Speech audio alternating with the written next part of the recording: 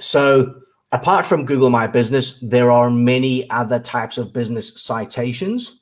Google My Business is a business citation, but basically every time you put up your business information on a business directory site, that is counted as or considered as a business citation. So there are hundreds, if not thousands, of business citations that you can get, and these are very, very good backlinks to get for a brand initially. So the social profiles, then Google My Business, then all the other business citations. These can, some of them are paid and some of them are free, which you can build out yourself or hire a professional, which can then give you a bit of a boost because there's some optimizations to the business citations that can be done that gives them slightly more than just doing it yourself without the SEO knowledge involved. But yeah, on a shoestring budget, you can start building social profiles and you can start building business citations for free. Those are already backlinks, and there are strong signals to Google that you are a business that's going to be around for a while and that you are doing things seriously. You're taking your business seriously and you are trying to get yourself out there in as many places as you can. So how to verify a Google My Business listing for a CBD store? Yeah, I would be careful with the primary and secondary categories. So Google has cannabis store as a category, and then vitamins and supplements. If you just look in Google itself, wherever you are, and start searching for CBD stuff, you will see Google My Business listings coming up. And those Google My Business listings that come up, you can start spotting trends with what type of categories they are using in their listing. We've had a lot of success with the primary category as cannabis store and the secondary category as vitamins and supplements.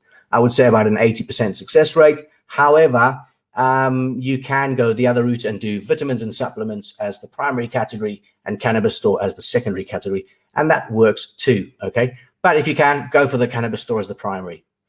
Cannabis store primary, vits and sub secondary. For businesses that don't have an address, okay, let's say you're an e-commerce store and you want to Google My Business and you want all the business citations. One of the most important things for a business citation is to actually have a physical address, right?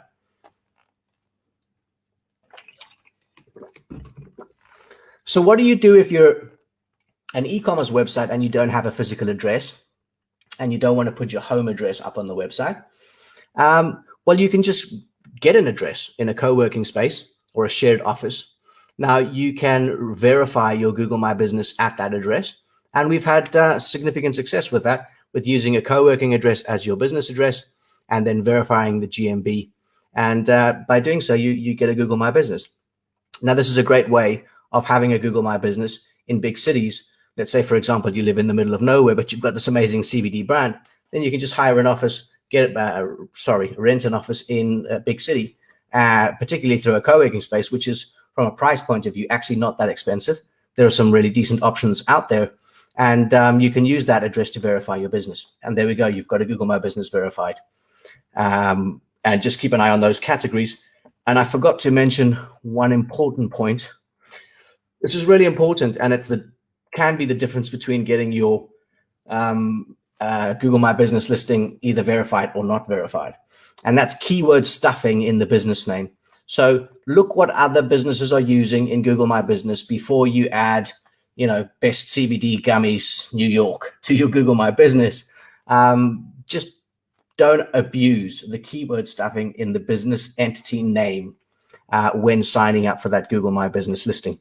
Use your own name, use your brand name, and if you're feeling adventurous, you might want to put CBD in there as well. However, exercise caution. Keyword stuffing gets Google My Businesses shut down. So you've got to handle with care there, exercise some caution. Then we've gone over that. Right, links and paid traffic. So when you're building a link or when you are getting a link from another website to your website, you need to optimize that link too. So you've done all the work to optimize your website, which is great, but then you need to optimize where the link is coming from and how the link is built. So it's not just a case of getting a link and say, hey, dude, can you give me a link? It's a case of getting a highly optimized link from another really relevant piece of content that has been itself optimized. The URL has been optimized. The title has been optimized. The H1 needs to match the keyword that you're targeting on the page that you're trying to rank, etc., etc. So the optimization of the page that your link is coming from is also of equal importance, if not of vital importance, as to how much of a punch that link really packs. So again, you need links from sites that have relevance, trust, authority, and traffic. Traffic is a big one. The more traffic, the better. The more relevance, the better. The more trust and authority, the better. You can then build links behind the links that you've had built. Okay. Now, I won't go into this because this in itself starts getting quite complicated. And it's, yeah, in itself a whole few hours of explaining how to do this tiered linking behind your links. We won't go down that road today. Paid traffic. Now, getting traffic, I mentioned it before, driving free traffic from social to your website is really worth its weight in gold, because Google sees those signals and activity going on there. And then you can really justify all sorts of other things further on down the line, because Google has seen that there's been activity on your website and people visiting it and clicking around. And every time somebody clicks on something, by the way, those are micro conversions. Micro conversions help you rank. Okay, so, you know, one thing is for a person to land on your page and just scroll up and scroll down. Another thing is for somebody to land on your page and click on something and perform an action on your website, and then click again, and then do something else, and then do something else. The more actions and more micro conversions you have on your website or on a web page, the better it is. So obviously you don't want to have people clicking and bouncing around all over the place, but you need to keep in mind micro conversions on a piece of content on a page are really important. Now, paid traffic is really a decent way. There are all sorts of sources for paid traffic, also in the CBD space, by the way. Now, when we use paid traffic, I won't mention who or what or how. We use it particularly for the SEO strategy to get the right signals on the page. We're not necessarily trying to drive sales. We're not necessarily trying to drive conversions or anything like that. What we're trying to drive is to get people on the website and having activity on the website, because that itself is worth its weight in gold from a ranking perspective in Google. So you can get paid traffic sources just to get activity on the page and send the right signals to Google. When it comes to Facebook ads and all that stuff, again, speak to Matt and Aaron, because they're the Facebook ninjas and do amazing stuff there. So I won't even go down that road, because that's them and they do an amazing job.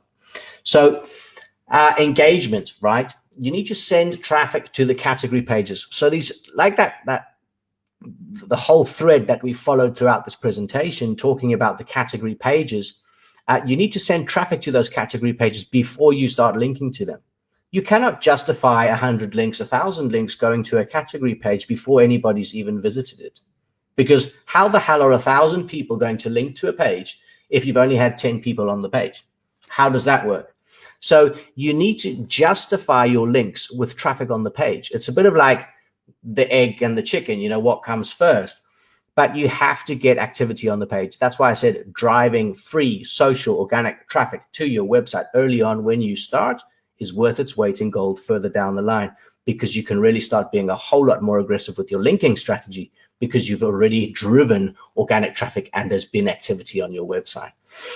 There are also other ways that you can get traffic and signals. You can run push image ads if necessary for positive signals to Google. There are lots of things you can do if your conversion or objective is just having people on your website. Never mind buying, just having them there and getting activity on the site. Okay, this is very good for well-optimized websites that are new to start really gaining some traction in Google, just because there's activity on the page. And a lot of times getting paid traffic over there is worth its weight in gold. Use Google Tag Manager to track your micro conversions, and the more micro conversions you're having, the better you're going to rank. Yeah, to end the session on links, please, no spammy links, no spammy links, no spammy links. Yeah, if you only take one thing away with you today, let it be this: spammy links will kill your business. Cheap SEO will kill your business. Get links from relevant, trusted sources of authority, trusted sources in the CBD cannabis hemp industry that pass on link equity and traffic. Okay, relevant traffic. Yes, press releases, fine, good, do that. Get those news, those media outlets, get that, etc., etc. But stay away from the spammy stuff. Stay away from the dude that's in your inbox saying, I will give you this amount of links for this amount of money. I'm telling you now, that stuff, if it doesn't kill you today, it's gonna kill you tomorrow.